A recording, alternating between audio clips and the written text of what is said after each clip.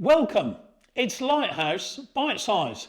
We're coming to the end of our series on John's Gospel, so Dan's going to be speaking on something about that in those last few chapters of John's Gospel. It's been great to delve into that book over a long period of time and just understand afresh who Jesus is. So we look forward to that. But we also want to say, if you're on holiday in North Norfolk over this summer period and over this season, you're very welcome at Lighthouse to come and worship with us, 10:15 on most Sunday mornings. But for now, it's Bite Size. Enjoy.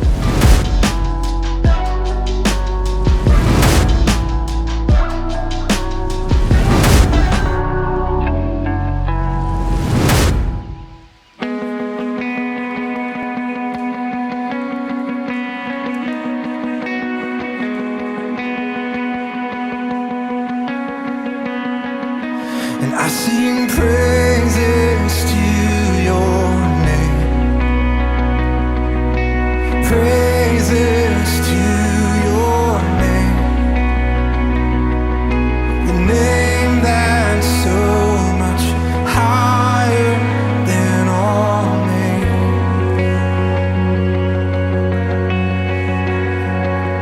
and all honor to your name. Honor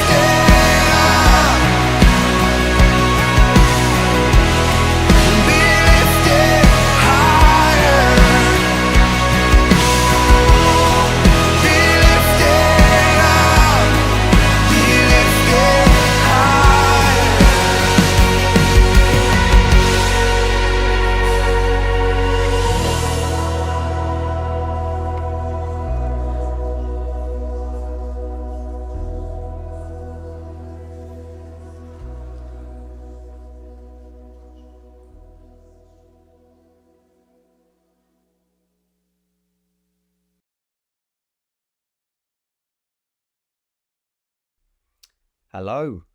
We're continuing our series through the book of John.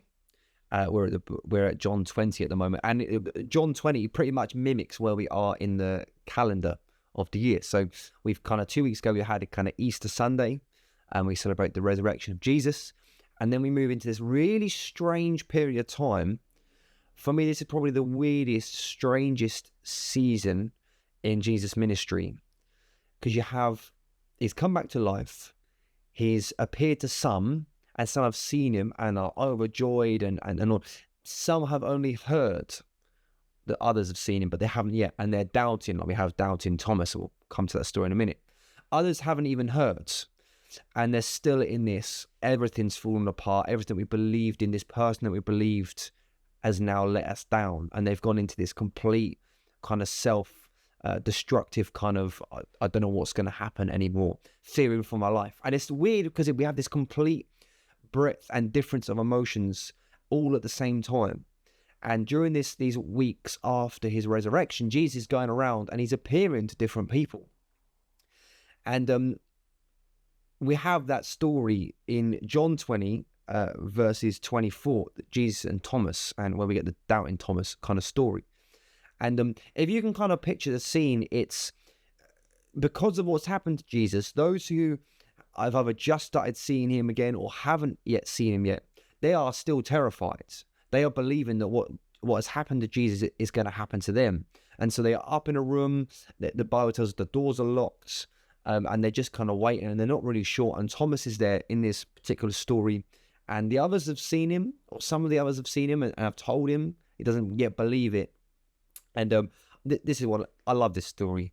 I think this is maybe a little bit of humor that might come in here, because from going on to verse 26, it says, although the doors were locked, Jesus came and stood among them. Right, he's there, and he says, "Peace be with you," which is an interesting first thing to say.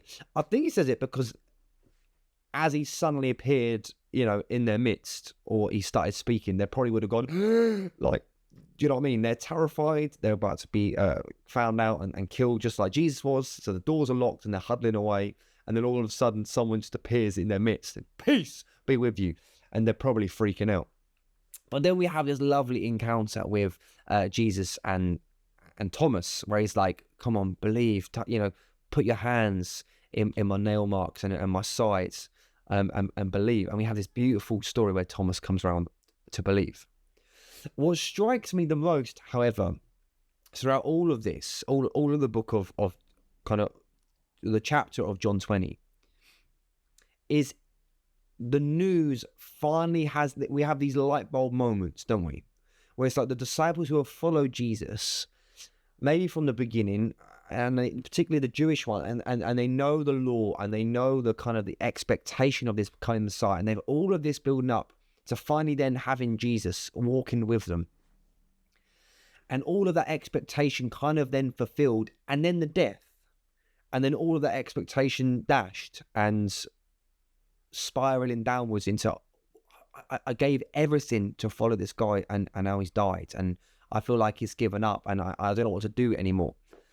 To then the resurrection, to then have, oh wow, I finally get it. I don't think 100%. I don't think they fully would have got everything, because I don't think we fully grasp everything. But I think you would have had those light bulb moments where you suddenly go, wow, I finally kind of begin to understand what the Messiah was meant to always be about. I finally get it. And it is that moment, that light bulb moment, it's that beautiful story of grace, which so transforms this group of people. Now, you try and get your head around this weird mix of people that Jesus put together. You would not have put that team together. If you're going to put a ministry team together, or a team to do anything, you would not have put those particular dudes together. Jesus did, and it worked. And the news, this grace story and the resurrection so transforms their life that it sparks a movement which transforms the planet. So you go from this group of 11 now, we've lost Judas, and you've also got the wider group, fast forward that to today, you've got billions of Christians, and you can't even begin to grasp, get your head around how the political landscape, the financial landscape, you name it, has been changed by Christians over the centuries. Completely, radically transforms everything because of this one guy, Jesus, and the story of grace. So the time this video is going out is going to be Sunday evening. That morning, I've been preaching on this, and I've asked everyone a question, which is, what is your testimony? Because there probably would have been a moment for you, that light bulb moment, where you finally gone, oh, I understand and I get Jesus. Not in its entirety, but I understand at some level what he did for me, and you said yes to Jesus. So then my question is, what is your testimony? Like, what are those good news stories of your life where you can say, do you know what? I was like this until Jesus, and now I'm like this. Or in my life, I've done this because of Jesus. Because there is such power in our testimony. And I'm going to very quickly just share a part of mine. And mine is probably similar to a lot of you, maybe, in that I grew up in a Christian home, but I didn't really take it that seriously until college, 16, 17, 18 time. And I was finishing my A-levels, and I really didn't know what I wanted to do. And I was trying to work out my life on my own terms. I wasn't really bringing God into it. And I finally got to that stage, I was like, okay, right, I suppose I've got nothing left. I don't know what to do, so I suppose I better ask God. And I ended up sparking me doing a few gap years. And cut a long story short, at the end of that, my final gap year was doing a year called DNA, which is a discipleship training year, amazing year, completely transforms some things in my life. But in doing that, I ended up working for a church. And fast forward 10 years, I've been doing it now. Working for that same church, and never in a million years would I have thought I would be leading and teaching and working for a church in what I'm doing. And I completely love it, and it's completely my calling in life. But never would I have imagined doing it. It only came down to the fact that I suddenly went, okay, God, I got nothing left, 100%, here's my life, here's my time, what do you want me to do? And so I kind of, during those 10 years, I've been to other countries. I've seen people saved. I've seen people healed. I've seen some amazing things happen. And all the glory is God's. And it all came from me going, God's 100% yours. What do you want me to do? And it called me what I'm doing. So what is your story? What is your testimony? What are those moments where you've gone, okay, God, what do you want me to do? My next question is, if you don't know, or if you're not really sure how to answer that question, or even if you are, I think we can all pray this, is, okay, God, I'm here in my locality. So physically, I'm in wherever the house I'm staying in, wherever the village, town, city I'm staying in, whichever country I'm staying in. Use me. How can you use me? I'm 100% yours. Let that be your prayer. I'm 100% yours. How can you use me? And I pray you will see wonders in just surrendering to God. He is the best person to give your life to, and you'll come alive. He'll get you doing things that is completely your calling, completely what you're meant to do, and you'll see wonders in him. And I look forward to the stories. God bless you. We'll see you in the next video.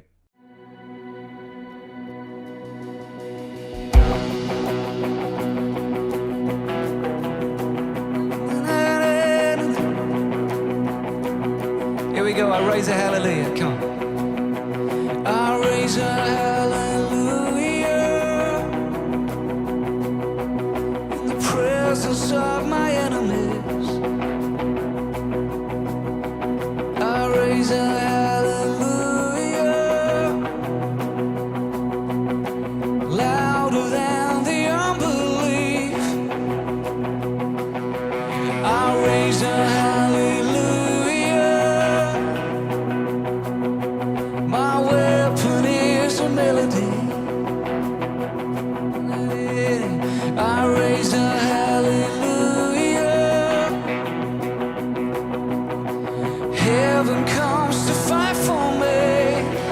gonna say, and I'm gonna sing in the middle of the storm.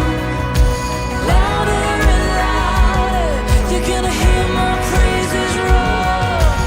Up from the ashes, hope will arise. Death is defeated, the King is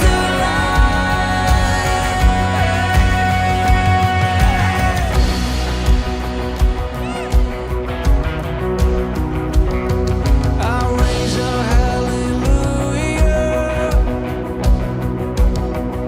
with everything inside of me. I'll raise a hallelujah. I will watch the darkness flee. Oh, I'll raise a hallelujah in the middle of the mystery. I'll raise a hallelujah. Fear you lost your hold on me. I'm gonna say, 'cause I'm gonna sing in the middle of the storm. Louder and louder, you're gonna hear my praises roar. Up from the ashes, hope will arise. Death is defeated, the King is alive.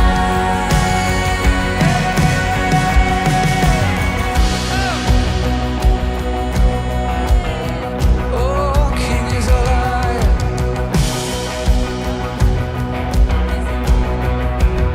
We're gonna sing a little louder. Sing a little louder. Sing a little louder.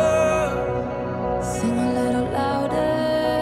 We're gonna sing a little louder. Sing a little louder. Well, let's sing a little louder. We're gonna sing a little louder. Hey, we're gonna sing a little louder in the presence of my enemies.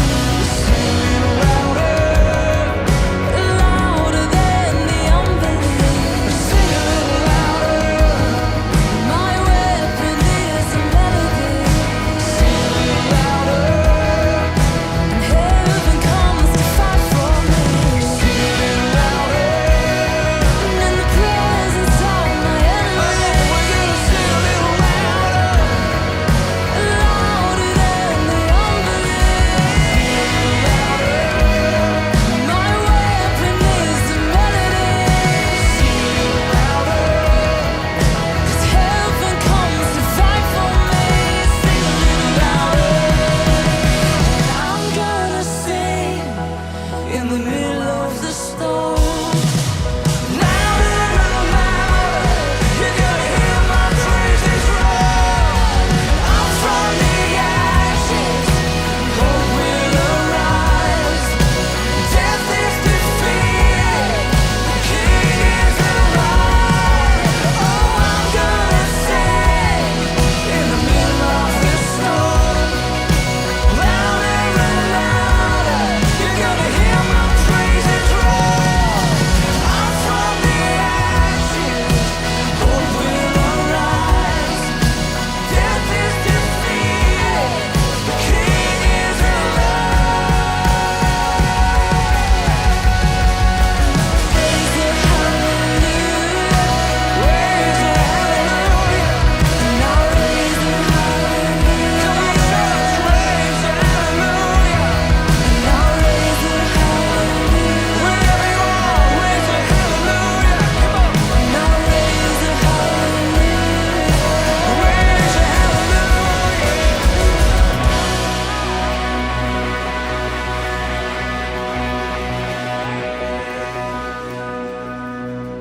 'Cause I'm gonna sing in the middle of the storm. Louder and louder, you're gonna hear my praises roar.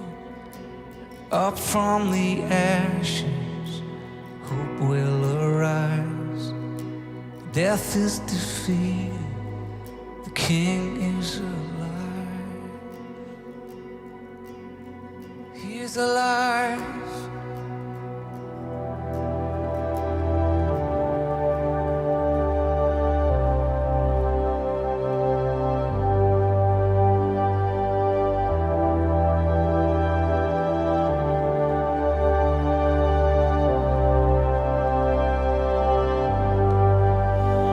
Oh, how high would I climb mountains if the mountains were where you hide?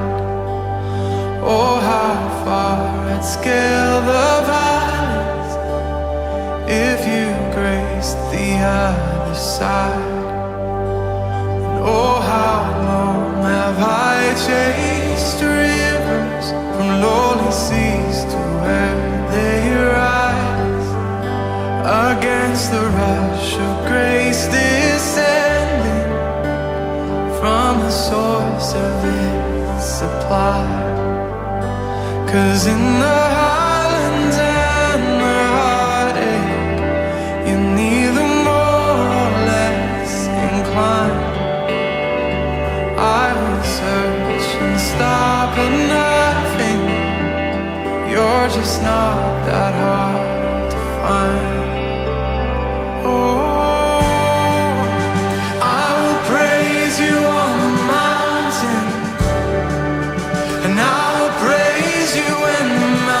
In my way, you're the summit where my feet are. So I will praise you in the valleys all the same.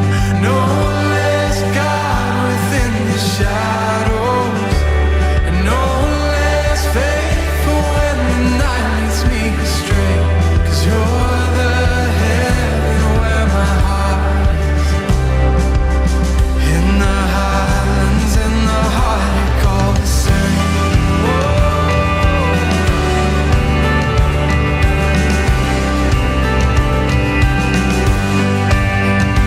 Oh, how far beneath your glory does your kindness extend apart?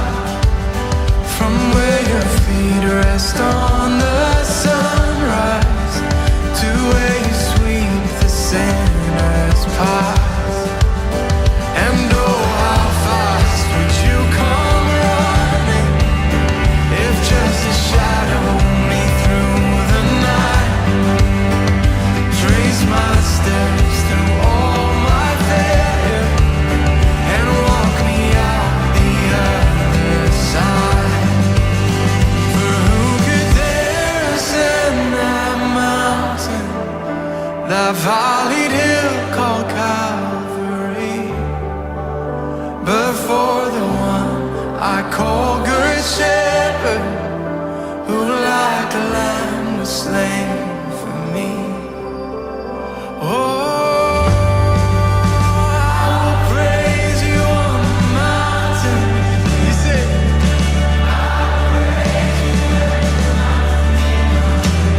you're the sun where my feet are. So I will praise you in the valleys all the same. No less God within the shadow, and no less faithful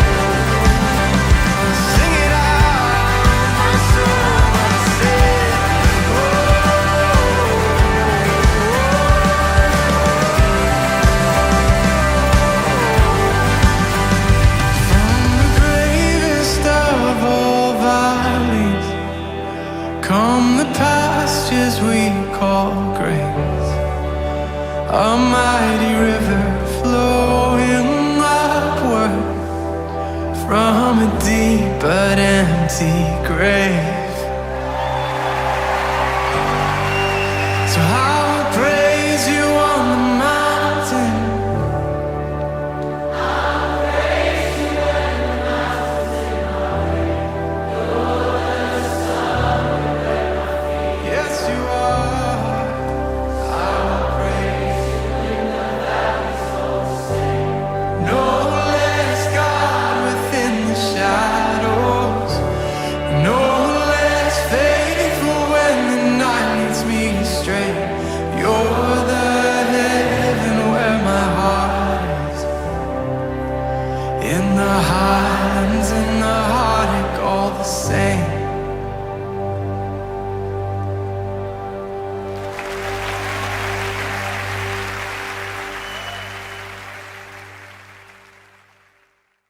Thanks for joining us on this Lighthouse Bitesize. It's good to be back after our short Easter break, and as always, you will see us in the next one.